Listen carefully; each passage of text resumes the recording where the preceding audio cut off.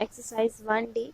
अब exercise 1D में जो फर्स्ट क्वेश्चन है हमारा, ऐड द फॉलोइंग। तो इसमें ये जो टर्म्स दिए हैं इन्हें हमें क्या करना है, ऐड करना है। ठीक है, तो और वैसे ही हमारे और एग्जाम्पल्स दिए हैं इसमें। तो इसमें का हम क्वेश्चन नंबर 3 सॉल्व करते हैं। यहाँ पे हमारा एक्सरसाइज 1D का question number first, add the following, इसका हम क्वेश्चन नंबर 3 देखते हैं। ठीक है, तो यहाँ पे ये जो क्वेश्चन है इससे सॉल्व करने से पहले हमें ये चीज़ें याद रखनी चाहिए कि ये जो रूट वाला टर्म है उसका अगर हम एडिशन या सब्ट्रैक्शन कर रहे हैं तो जो सिमिलर टर्म्स होंगे रूट के वही आपस में सॉल्व होते हैं। जैसे कि यहाँ पे हमारा √7 का टर्म एक ये है और दूसरा √7 का टर्म ये है, तो ये दोनों टर्म्स ही आपस में ऐड या सब्ट्रैक्ट होंगे। ठीक है, वैसे ही हमारा जो ये √2 वाला टर्म है ये ऐड या सब्ट्रैक्ट होगा हमारे कौन से टर्म के साथ, √2 वाले टर्म के साथ ही। अगर इसको ऐड करना है तो वो √2 के टर्म के साथ ही ऐड होगा, या सब्ट्रैक्ट करना है तो √2 वाले टर्म के साथ ही सब्ट्रैक्ट होगा। ठीक है, और अगर मल्टीप्लाई करना है या डिवाइड करना है तो मल्टीप्लाई या डिवाइड में हम किसी भी टर्म के साथ उसको मल्टीप्लाई या डिवाइड कर सकते हैं। ठीक है, तो अब यहाँ पे हम इसका सॉल्यूशन देखते हैं। तो जो हमारा सॉल्यूशन होगा वो यहाँ है, हमें ये ऐड करना है तो हम सबसे पहले क्या करेंगे, इनके ब्रैकेट्स ऑफ करेंगे। तो ये हो जाएगा हमारा 2/3 √7 माइनस 1/2 √2 प्लस 6 √11। प्लस करना है तो यहाँ पे हम पॉजिटिव साइन लगाते हैं और फिर इसके बाद नेक्स्ट टर्म्स को हम पुट कर लेते हैं। तो ये हमारा हो जाएगा 1/3 √3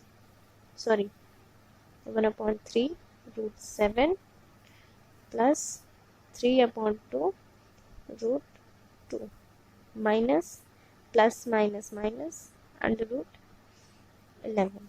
ठीक है, अभी मैंने बताया कि यहाँ पे जो अगर ऐड या सब्ट्रैक्ट करना है रूट वाले टर्म्स को तो वो सिमिलर टर्म्स के साथ ही ऐड होंगे या तो सब्ट्रैक्ट होंगे। तो यहाँ पे ये जो √7 वाला टर्म है एक तो ये है और दूसरा हमारा √7 का टर्म ये है, तो ये दोनों ही आपस में ऐड होंगे या तो सब्ट्रैक्ट होंगे। तो सबसे पहले हम यहाँ देखते हैं ये तो जो दोनों टर्म्स हैं आप पहले इन्हें एक साथ लिख भी सकते हो या फिर इनमें से कॉमन ले लो। तो हम इसको पहले एक साथ पुट कर लेते हैं। 2/3 √7 प्लस 1/3 इंटू √7। ठीक है, फिर प्लस √2 वाले टर्म्स को एक साथ लिखते हैं। तो पहला टर्म हमारा हो जाएगा 2/3 √2 और दूसरा टर्म हमारे पास यही है तो 1/2 √2। ठीक है, √11 वाला टर्म जो बचा उसको एक साथ लिख लेते हैं। तो ये हो जाएगा 6 √11 माइनस √11। ठीक है, अब यहाँ पे इस टर्म में हमें क्या कॉमन दिखाई दे रहा है, √7। √7 को कॉमन लेते हैं, ये हमारे पास आएगा 2/3 प्लस 1/3 प्लस सिमिलरली इसमें हमारा क्या कॉमन है इन दोनों टर्म्स में, √2। तो हमारे पास यहाँ आएगा 3/2 और यहाँ साइन कौन सा है, माइनस, फिर क्या बचा यहाँ पे 1/2। फिर यहाँ पे हम देखते हैं तो इसमें भी √11 इसमें भी √11, तो इसमें से हमारा √11 कॉमन आता है। फिर यहाँ आएगा हमारा 6, यहाँ पे कुछ भी नहीं है तो हमारा क्या लेफ्ट ओवर होगा, 1। ठीक है, अब इसे हम सॉल्व करते हैं अंदर वाले ब्रैकेट वाले टर्म्स को। तो इसका एलसीएम हम जब फाइंड करेंगे तो ये आएगा 3, ऊपर हमारा बचेगा 2 + 1, फिर √2, यहाँ पे हम इसका एलसीएम फाइंड करेंगे तो 2 आएगा, 3 - 1। ठीक है, √11 6 - 1 मीन्स 5। ये हमारा हो जाएगा 3/3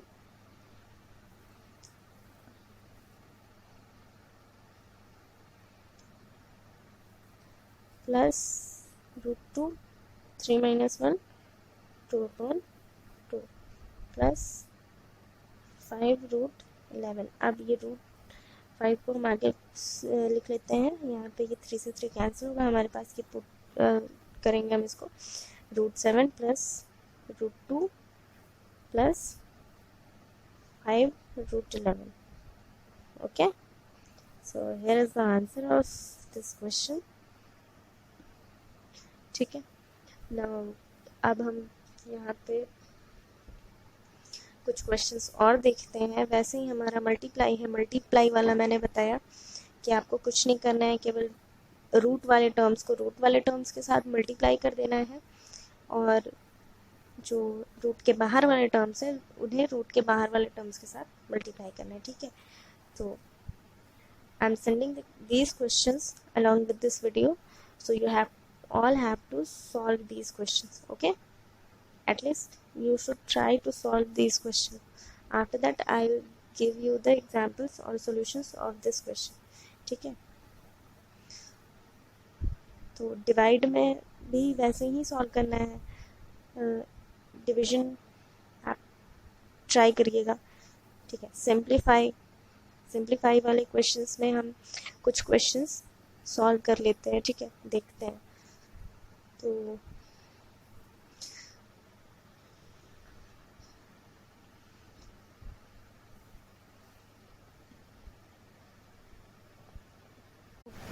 क्वेश्चन नंबर 5, सिंप्लीफाई 3 + √3 दूसरे ब्रैकेट में है 2 + √2 होल स्क्वायर। तो यहाँ पे सबसे पहले अगर यहाँ पे हमें दिया है √2 + √2 का whole square, means whole square है, तो यहाँ पे a + b का होल स्क्वायर की आइडेंटिटी हमें पुट करनी पड़ेगी। तो इसका जो सॉल्यूशन होगा ये होगा, वी नो दैट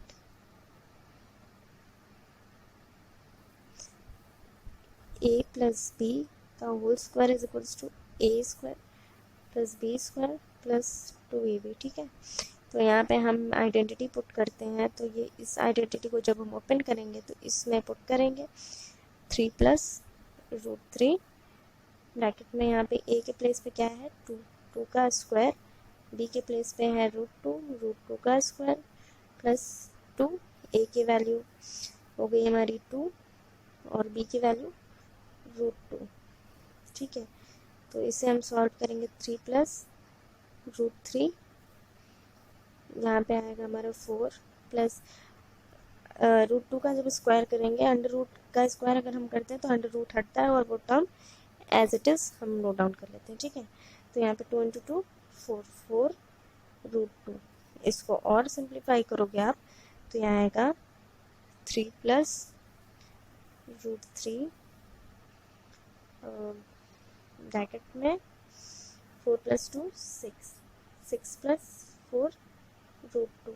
अब इसके बाद ये जो टर्म है हमारे पास 3 + √3 और 6 + 4 √2, तो यहाँ पे आपको अब इसको और सिंप्लीफाई करना है, तो मीन्स कि आपको एक बार 3 का मल्टीप्लाई इस ब्रैकेट के साथ और दोबारा √3 का मल्टीप्लाई इसी ब्रैकेट के साथ करना है। ठीक है, तो ये हो जाएगा हमारा 6 + 4 √2 प्लस √3 ब्रैकेट में 6 + 4 √2।